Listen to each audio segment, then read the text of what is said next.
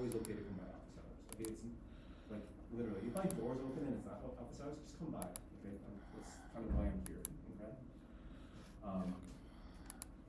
If you're here, these are the people who are usually kind of like the saddest about their grades because it means you put in a lot of work, right? It means you probably put in a lot of work and you still got like a C or a D. Yeah, I mean, then that hurts. Okay. But that usually means you just did one or two things weird. Maybe you just forgot like one thing. It's like, oh, I forgot like, I forgot that lone pairs could be in any kind of orbital, or I forgot that like pi bonds are always two orbitals, or I forgot hybridized orbitals can never make a pi bond. It's like one little mistake like that can, that's like 3 or 4 or 5 questions probably, right? So again, one of the tougher things about OCHEM is that you can get 90% of the problem right? You can work, because each problem is several steps, right? You can work through 9 of the 10 steps properly and make mistakes somewhere along the way, and now it's right? So again,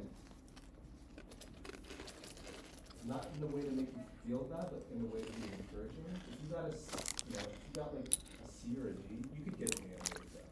You could have gotten an A. So you probably just need to did something small, or maybe a couple of small things, or just forgot a couple of things. Okay. So most of the tools are probably there, but again, it's all about consistency. The problems that we're going to be solving as we go forward are going to get longer and longer and longer. Okay. And we're going to keep adding on more and more and more steps. And all of these very fundamental steps have to be, we can't make mistakes when we do that. Okay? Just because there's so many places you can make a mistake, and if you do, then the rest of the problem would make sense. Okay? Okay. Okay, so if you're in this orange section, I know it's like a bad feeling. Okay? And a lot of times people be like, that's the first D I ever got in my life, and it's like, well, I'm gonna I'll fail so many times, dude. It always scares me. Like, in a way that I'm not trying to like give anybody a hard time, but again, if you're in this range, there's absolutely no reason you can't get an A in the class. Okay, most of the tools are there. We just have to figure out what you're making or what mistakes you're making.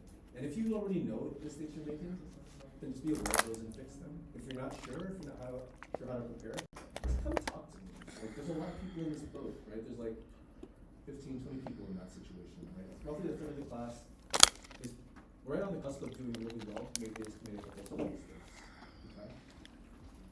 Okay. And then, if you're one of these people, that's great. You don't need any support from me, right? You're doing well. Okay. All right. But again, this is pretty good, right? Usually the first exam, like 50% plus fail.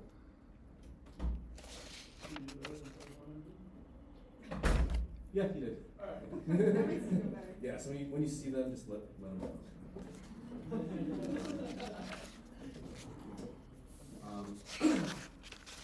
But again, it means, and this is why it's hard to cram for this class, because it's hard to cram practice.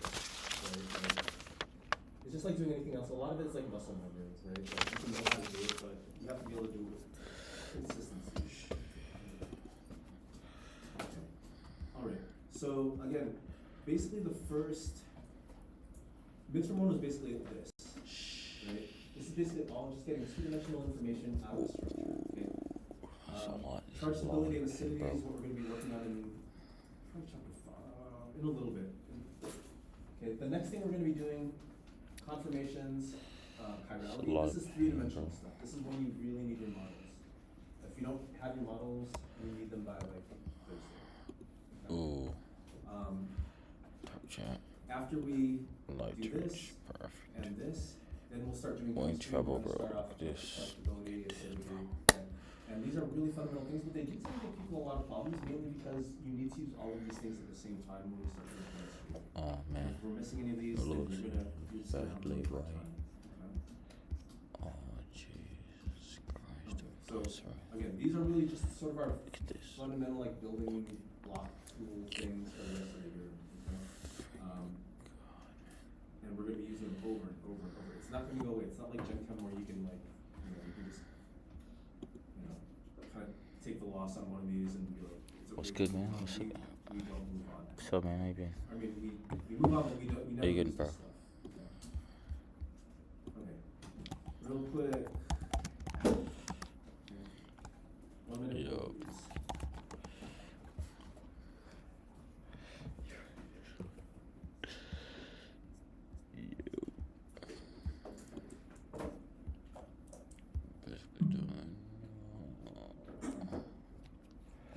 talk to their chemistry faculty advisor over the last year? Less than half of you? Faculty advisor? Not the STEM center, not like the student union, but, okay, that's not enough. You guys need to talk to your chemistry faculty advisors, okay? If you don't know who it is, I can help you find out who that is. What's that? Like a master's? Oh. Sorry, what was the question? If we can switch ours, because I have a Gen Chem professor that I don't want. Can I change to another professor? It's you essential. can ask the department office if they can switch you to another advisor. Does he mean you or? No, I mean. Yeah, bro, chill. We just hosting, stay focused. Oh yeah, that's what I'm doing, bro. My shows are on. I got Yeah. Oh, hold on. I'm sure That's what I'm doing right now, bro. To be honest, trying to stay cool right now. It's we would rather that you so we spread the students out evenly. I'm losing badly right now at this If a moment. lot of people switch, then some professors will wind up with a really Thanks, heavy Shane. advising burden. Thanks. Some will not. And I'm one of those professors who tends to wind up with a heavier advising burden. I want you guys to get advising. If you feel uncomfortable with your other advisor, I'll advise you. Okay. Is everyone clicked in? Okay.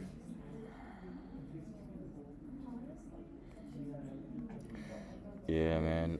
Basically in class right now, chilling.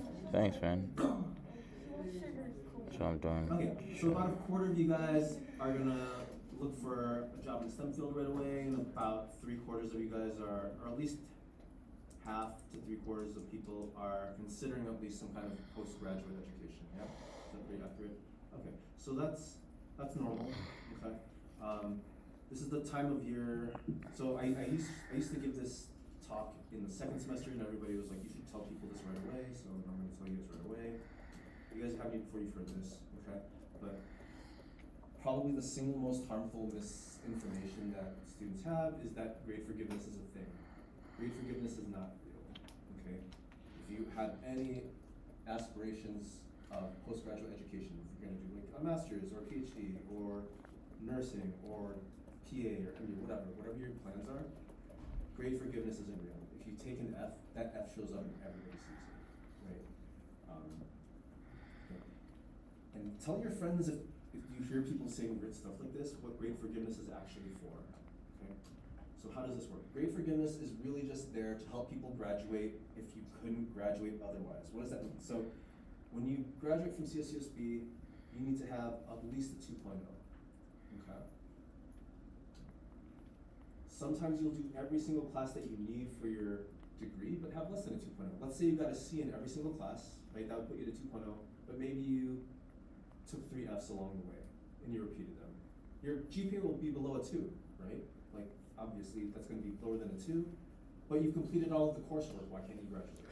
Okay, so that's what grade forgiveness is for, okay? So let's say you did all of your coursework, right? You're a chem major, you put in all 120, 150 units, let's say you just, you had a rough first year or so, and you failed Gen Chem, maybe Quant, right? But you retook them and got C's. So now you've got a C in absolutely everything, right? Right. So if you got a C in all of your classes, right? But maybe failed at least a couple classes, right? What does your GPA work out to be? It's going to be 1.78. Okay. That's not bad. But you need a 2.0 to graduate. This is just university policy. So it's like, oh, I did all the work, but I'm not graduated yet. So if we didn't have grade forgiveness, right, you wouldn't be able to graduate. How many more units would you need to get your GPA over a 2? By the time you're a senior, you have so many units, it's really hard to change your GPA, right? So hypothetically, right, if you had 1.78 and we didn't have grade forgiveness, how